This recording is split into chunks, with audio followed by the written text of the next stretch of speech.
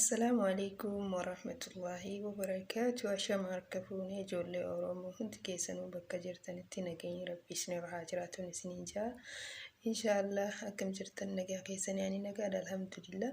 أجمان يوتيوب فايا أورومو جو لايك شير سبسكرايب قولون نفانا توران سنينجا خنافو ولا قد بنو والقد سوادا قولن سنينجا أرمال كبتين ولفتيجون كيسان ولونين انكبتين في akkaataa haala gaariin rifeensa keessan isinii itti biqilu jechuudha. Warri adda kanarraan isinirraa ciccite ijoolleen mana madaamii daleenuu waan uffanni haguuggannee oolu adda kanarraan hedduu ciccite.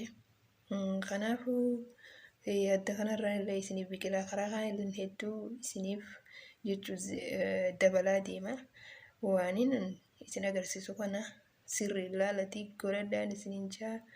باي نفانا ترى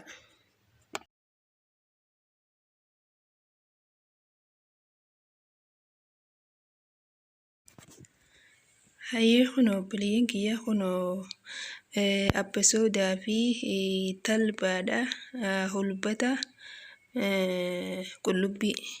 قلبي في رتكا اتقولتني akkasitti jechuudha. Waliin ni daayitan jechuudha. Daayitanii khallaatatti hurreessitanii kunoo daakuu isaati kuni daakeetiin jira akkuma argaa jirtan daakuu isaati.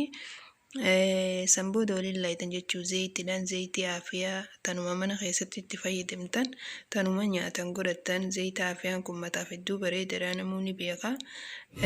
Itti fayyadam jechuudha. Malaagaa 2 yookaan 3 ani amma hanguma mataan kiyya naageen itti fayyadamaa isin hanguma mataan keessan isin itti fayyadamtanii qullubbiin hin jira kunoo cireetiin jira firii takka cireetiin jira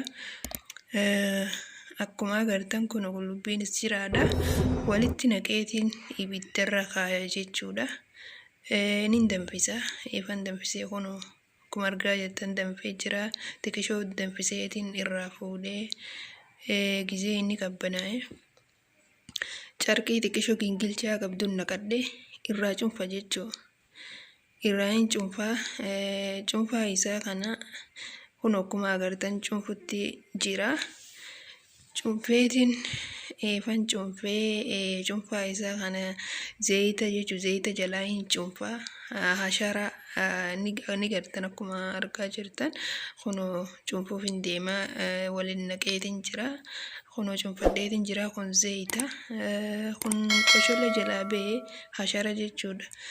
Akkasanii obboleeyyiin kiyya haala kanaan dibattanii hedduu takka bareedadha. Mataa keessaniif hedduu takka bareedadha jechuudha.